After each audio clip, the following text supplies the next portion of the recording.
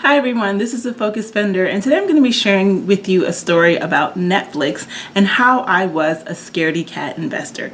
But first, if you're new to my channel, I would love for you to subscribe. My channel is all about getting out of debt, staying out of debt, organizing your personal finances, and increasing your net worth. So let's get started.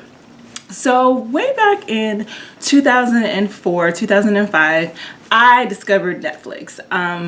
I was one of those early people who were like, this seems pretty cool, let me get up on this Netflix. So I got the 3 DVD plan and I would watch the mess out of Netflix. Like, it helped me support my laziness.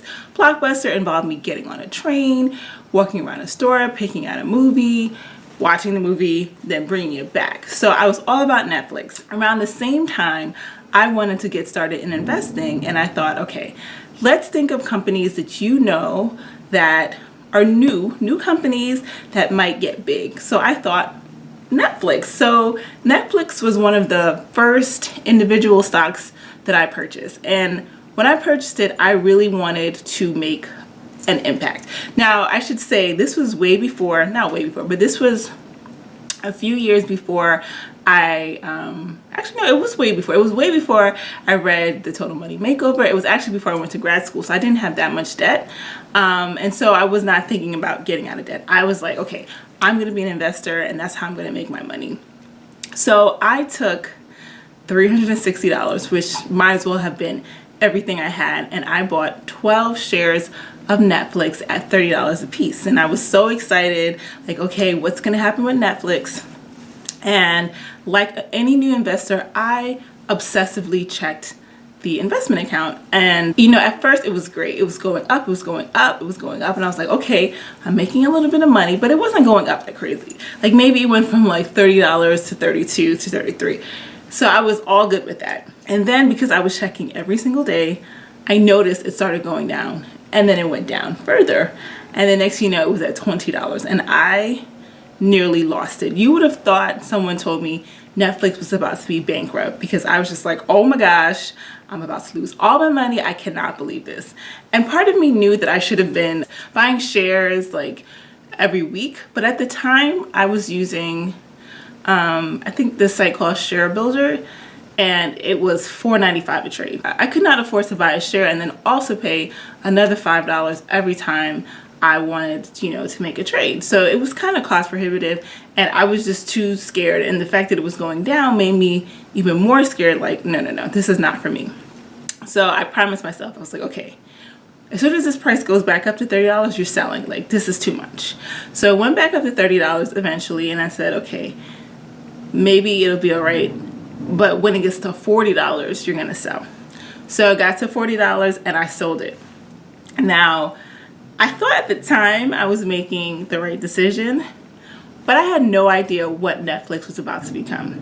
So a few months later, I checked it again, thinking that it would have gone back down, and it went up to like $50 or $55. And I was like, oh, okay. And then a few months after that, I checked it and it went up to like 65, 70. And I was like, dang, maybe I should get back in. But I thought, there's no way it's going to go higher than $70. Like, this is a lot. So if you follow the stock market at all, you know Netflix has soared. Just because I like torture, every like once a year or every, 6 months or so, I would just jump back in just to see how much I would have gained.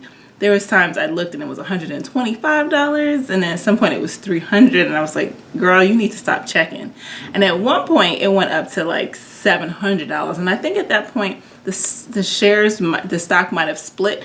I'm not 100%, but I think that's what happened, meaning my 12 shares would have turned into 24 shares.